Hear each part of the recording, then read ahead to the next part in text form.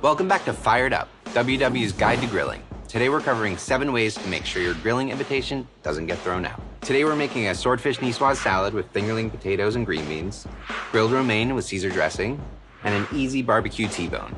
Let's get grilling. First of all, everyone is welcome. Grilling is not just for carnivores. Veggies and fish are perfect for the grill. For our veggies today, we have fingerling potatoes and green beans. One thing you want to make sure of is you want to parboil your potatoes because they're going to take a really long time to cook on the grill if not. And blanch your green beans. Really, all we're looking for is a nice little char and that grill flavor to get on these vegetables. Now I have my beautiful swordfish here. I am just gonna season it with a little bit of salt and pepper.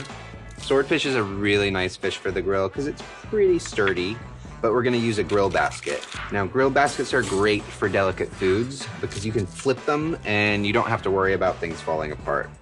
All right, we're just gonna put this lid on and we are good to go. All right, we're ready to grill our fish. We've got our swordfish in our grilling basket. We're gonna put that right on the heat.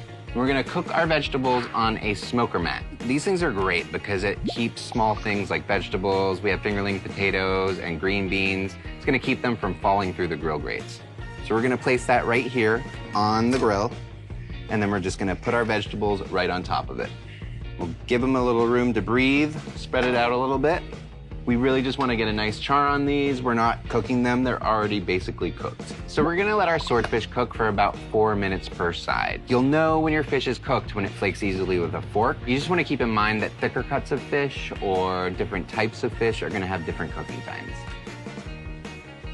So here we have our grilled swordfish. It is perfectly cooked. It flakes easily with a fork. We're gonna plate it on top of our gorgeous salad. I mean, come on, this is super impressive. This is absolutely stunning. Let's see how it tastes. I have no words. Now this brings me to tip number 2. You have to beware of cross-contamination.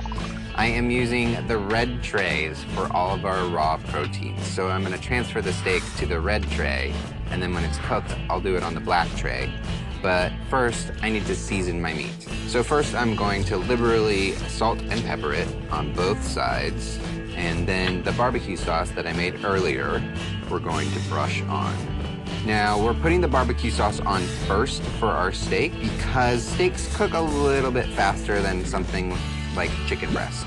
If you're cooking a chicken breast, you want to brush on your barbecue sauce at the very end of cooking so it just gets a little caramelization. All right, I'm gonna flip this onto our tray. I'm gonna pair this steak with a grilled romaine. Now, a lot of people don't think about grilling a salad, but trust me, it's a lot more interesting than another boring salad. It's super easy too. We're just gonna spray it with a little bit of olive oil, just on the cut side, and a little salt and pepper. And I'm gonna put it right here on our tray with our steak to bring over to the grill. All right, and we are ready to rock. This brings me to tip number 3, know your heat zones. I've got one side of the grill screaming hot. I've got the other side of the grill on low. This is good for something like a steak because some people like their steak a little bit more well done. If so, I'm gonna move it from the super hot side to the cooler side just to cook through. Ah, that's a great sound. Now let's talk about tip number 4, flipping.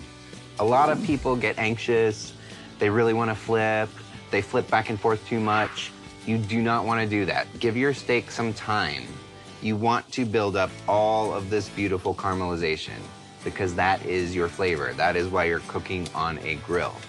Tip number 5, take your temperature. This is really important. Get one of these instant read digital thermometers. So my tip here is don't put it down right through the middle. Pick it up and stick it in through the side. And then you're gonna get an accurate reading on your meat. That's close enough for me. I don't wanna let it go over because I like my steak medium rare. When you rest your steak, it tends to carry over cook. So I believe it's gonna come up to temperature during that time. So I'm gonna take it off right now. While my steak rests, I'm gonna throw my grilled romaine on. The romaine is only gonna take about a minute or 2 on the grill. You just put it cut side down. We've already seasoned it with olive oil and salt and pepper. It's gonna get that beautiful charred flavor from the grill and really surprise your guests. Here we have our beautiful steak and romaine, which brings me to tip number 6, let it rest. You do not want to cut into your steak immediately when taking it off the grill. You want to let it rest for at least 10 to 15 minutes to let those muscles relax again from the grill, absorb all their juices. You're gonna have a beautifully delicious steak. This is one of my favorite pieces of meat. A T-bone is wonderful to feed a lot of people. I can feed at least 4 people from this one steak. And now it's time for dessert, which brings me to my next tip. Get creative. There are endless ways to use your grill. To put it simply, your grill is just a heat source. It's like an oven or a stove. You can make pancakes, apple pie, pizza. I mean, it's endless. But today, we're doing a grilled skillet cookie.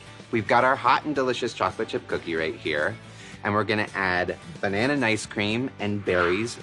Challenge yourself to get out of the box with your grill and try something new. The WW Year-Round Grilling Cookbook is full of inventive dishes and the classics for you to make this summer and beyond. See you next time for WW's grilling series, Fired Up.